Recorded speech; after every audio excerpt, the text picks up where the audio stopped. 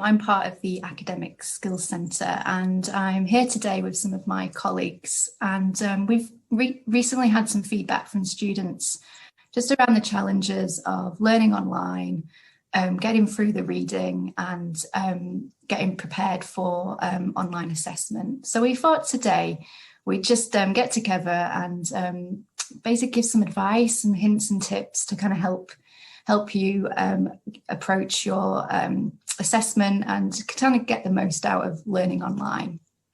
So I'm just going to start with thinking around screen time. We've all been having to get used to more learning online. So I'm just going to ask Polly just to give us some advice about how we can manage screen time and just get the most out of it as well. Yeah, of course. So like you said, I think there's no getting away, unfortunately, from the fact that we are spending a lot more time using the screen. So firstly, I think we may as well just make that as comfortable as possible and make that sort of setup work for us. So sort of quite simple things you can do first of all is just check the settings on your PC. So have you got things like the contrast, the font, the colours, so that they're nice and comfortable for you. You can add things like sort of extensions to your browser to make things like reading easier.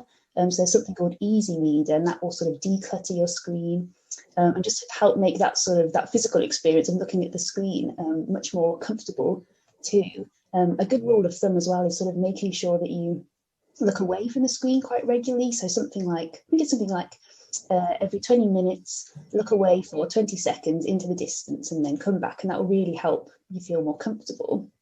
I think the other key thing is just sort of don't feel like you're absolutely glued to your screen. It's really easy to feel like that.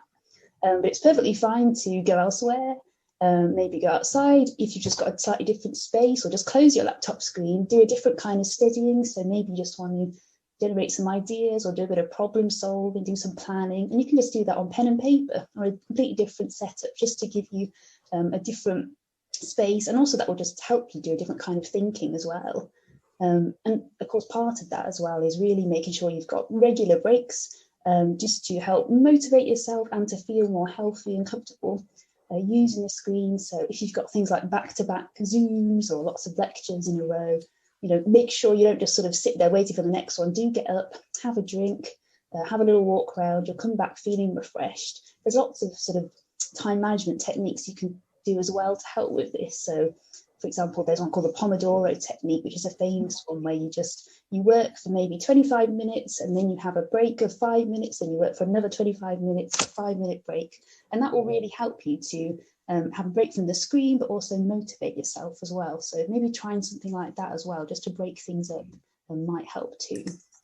So some of the main things I would suggest. That's really helpful. Thank you. And I think, yeah, it's good to remember to kind of get up and move around, because I think sometimes got back-to-back kind of lectures that you're working through, it's quite easy to sit still for several hours, and especially with shorter days as well. Maybe getting out in the light as well is a really good idea. Great, thanks, Polly.